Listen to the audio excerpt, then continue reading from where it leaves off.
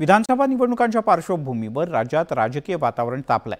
सत्ताधारी आणि विरोधक एकमेकांवर अक्षरशः तुटून पडले आहेत। आरोप प्रत्यारोप होत आहेत। अशा वेळेला देवेंद्र फडणवीस यांच्याशी आमचं राजकीय वैर आहे, पण वैयक्तिक दुश्मनी नाही, असं वक्तव्य संजय राऊत यांनी केलंय। महाराष्ट्राला एक राजकीय संस्कृती आहे। आम्ही कोणाशीही व्यक्तिगत वैर करत नाही, पण देशात आणि राज्यात भाजप सत्तेत आल्यापासून कौटुंबिक स्तरापर्यंत शत्रुत्व करण्याचं काम सुरू झालंय, असा आरोप मात्र संजय राऊत यांनी केला।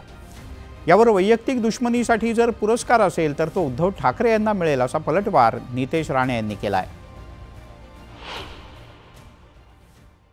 पण भारतीय जनता पक्षाच्या हातात, विशेषतः फडणवीसांच्या हातात, महाराष्ट्रात आणि दिल्लीमध्ये मोदी शहांच्या हातात सूत्र गेल्यापासून राजकारण हे कुटुंबापर्यंत दुश्मनी निर्माण करण्यापर्यंत गेले।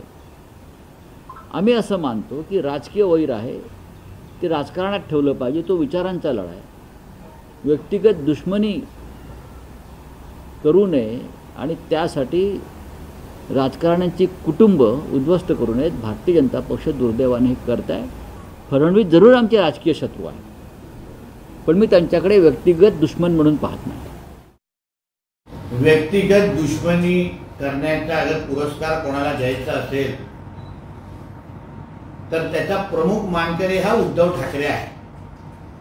संजय राजाराम राऊतनी हे वक्तव्य देत असताना जरा माझ्या बाजूला उभं केलं असतं तर मला विश्वास आहे कधी हे व्यक्तिगत दुश्मनीचा विषय पण काढला नसता। राणे साहेबांना जेवणाच्या ताटावरून उठवणं, राणे साहेबांचं राहतं घर जिथे त्यांचे नातवंड राहतात ते घर तोडायला सांगणं, कारण का व्यक्तिगत दुश्मनी काढण्याचा जेव्हा जेव्हा इतिहास महाराष्ट्राच्या राजकारणामध्ये लिहिला जाईल तेव्हा तेव्हा उद्धव ठाकरेचं नाव एक क्रमांकावर घेतलं जाईल, एवढा मी अनुभवाने सांगतो। सोलापूर जिल्ह्यातील माळशिरस विधानसभा मतदारसंघातून उत्तम जानकर यांना महाविकास आघाडीने उमेदवारी जाहीर केली, तर 1.5 लाख मतांनी आपण विजयी होऊ असा विश्वास जानकर यांनी व्यक्त केला आहे। मोहिते पाटील आणि जानकर एकत्र आले की सगळं संपलं, भाजपच्या उमेदवाराला 5,000 सुद्धा मतं मिळत नाहीत, असा टोला उत्तम जानकर यांनी लगावला। तर महायुतीकडून अद्याप माळशिरसचा उमेदवार जाहीर झालेला नाही, त्यामुळे महायुती उत्तम जानकर यांच्या विरोधात कुणाला उमेदवारी देते हे पाहणं महत्त्वाचं आहे। माळशिरस मतदारसंघामध्ये तर विक्रम होणार आहे। महाराष्ट्रामध्ये सगळ्यात चांगल्या पद्धतीचं मतदान होणार आहे। लोकसभेला लोक दबून होते, आता मात्र लोक सुसाटपणानं सर्वांगानं असे मोकळे झालेले आहेत आणि त्यामुळं नक्कीच 1,70,000च्या आसपास माझा विजय त्या ठिकाणी होईल, हे तुम्हाला खात्रीलायक मी सांगतो। बापू 4 तारखेला उमेदवारी काढून घेतील आणि लढले बापू तर बापूची अवस्था या तालुक्यामध्ये जशी भारतीय जनता पार्टीची आहे तशीच त्याही तालुक्यामध्ये एकनाथ शिंदेंची अवस्था होणार आहे। आणि माझं म्हणणं, हाताने इज्जत घालवू नये, मिळालेलं जे धन आहे, धाबाड आहे, ते आयश करावी, नोटावरती लोळावं, आराम करावा, आयश आराम करावा आणि अशा पद्धतीनं निवडणुकीमध्ये भाग घेणं आणि गद्दार निवडून येणं ही काही जनतेला पटणारी गोष्ट नाही आणि त्यामुळं बापू या निवडणुकीमध्ये नसणार आहे पक्का। थोडक्यात ही निवडणूक फारच चुरशीची होणार आहे। तिकडे सुजय विखे यांच्या जाहीर सभेत बोलताना थोरात यांच्या कन्या जयश्री यांच्या संदर्भात वादग्रस्त विधान करणाऱ्या वसंतराव देशमुख यांना अखेर अटक झाली, पण त्यांच्या अटकेनंतरही अहमदनगरमधलं राजकारण काही थांबत नाहीये किंवा जरा गार शांत होत नाहीये।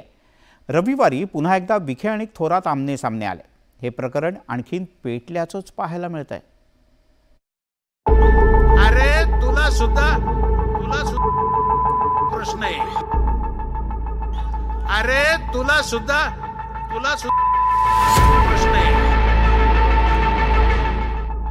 नाहीतर मग आम्ही इलेक्शन काळात मैदानात उतरलो तर तुमची मुलगी घराच्या बाहेर पडू शकणार नाही।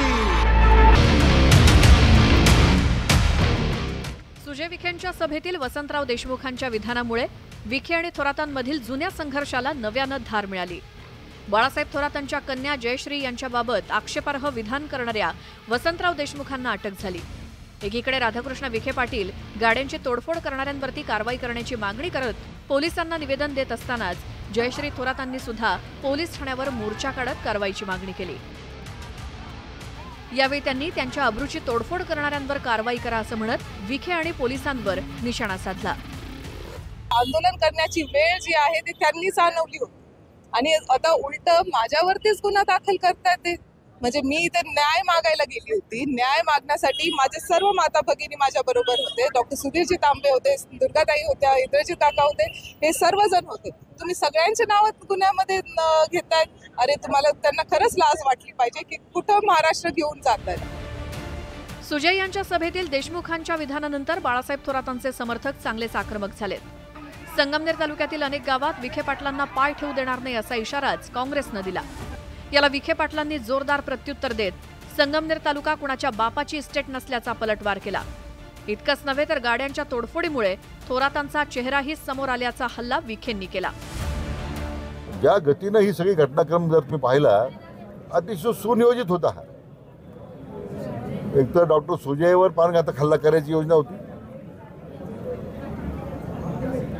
आमच्या असंख्य कार्यकर्त्यांना मारहाण झाली, आमच्या महिला भगिनींना गाडीत उतरून मारहाण झाली, गाड्यांच्या काचा फोडल्या। मला वाटतं राज्यामध्ये अशी दहशत कुठे पाहायला मिळणार नाही तुम्हाला। आक्षेपार्ह विधान करणाऱ्या वसंतराव देशमुखांना अटक केल्यानंतर पोलिसांनी जयश्री थोरातांविरोधातही जमावबंदी प्रकरणात गुन्हा दाखल केलाय। पोलिसांच्या या कारवाईनंतर बाळासाहेब थोरात चांगलेच संतप्त झालेत। हे पराकोटीचं दुर्दैवी कृत्य सरकार करत असल्याचा घणाघात थोरातांनी केला। ज्या मुलीला न्याय द्यायचा त्या मुलीवरच गुन्हे दाखल होत आहेत, ही किती आश्चर्यकारक गोष्टी आहे। हे जे दिसतंय, जिला न्याय द्यायचा तिच्यावर गुन्हा दाखल करताय तुम्ही। कसला गुन्हा दाखल केला तिच्यावर असं हे जर पाहिल्यानंतर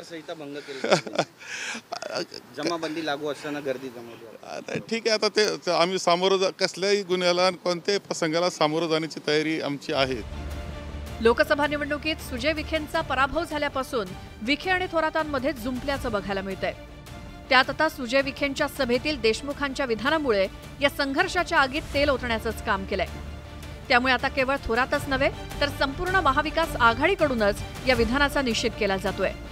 त्यामुळे आता विधानसभा निवडणुकीत याचे काय पडसाद उमटतात हे पाहणं महत्त्वाचं ठरणार आहे। Bureau report, news 18 Lokmat. आणि एक मोठी बातमी हाती येते। बीडचे आमदार संदीप क्षीरसागर यांनी मराठा आंदोलक मनोज जरांगे यांची भेट घेतली आहे। क्षीरसागर यांनी मनोज जरांगे यांच्यासोबत बराच वेळ चर्चा केली। यावेळेला मी लपून छपून भेटायला आलो नाही तर दिवसा उजेडी भेटायला आलो आहे असंही त्यांनी म्हटलंय। आरक्षणाच्याबद्दल मी सभागृहात मागणी केली होती असंही संदीप क्षीरसागर यांनी आवर्जून सांगितलं।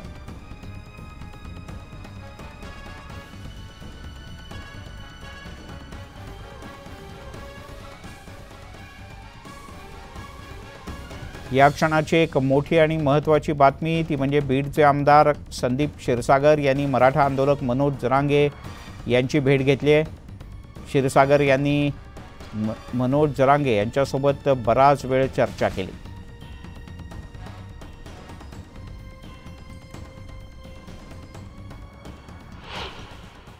पक्षालाही बोलताना मी सांगितलं की मी स्पष्टपणे आरक्षणावरती भूमिका ही काही लपून छपून नाही। आणि मी आज सुद्धा दादांना भेटायला आलो, आपल्याला माहिती असेल की अंधारात भेटायला आलो, दिवसा भेटायला आलो आणि त्यांच्या भूमिकेसोबत त्यांच्या विचारासोबत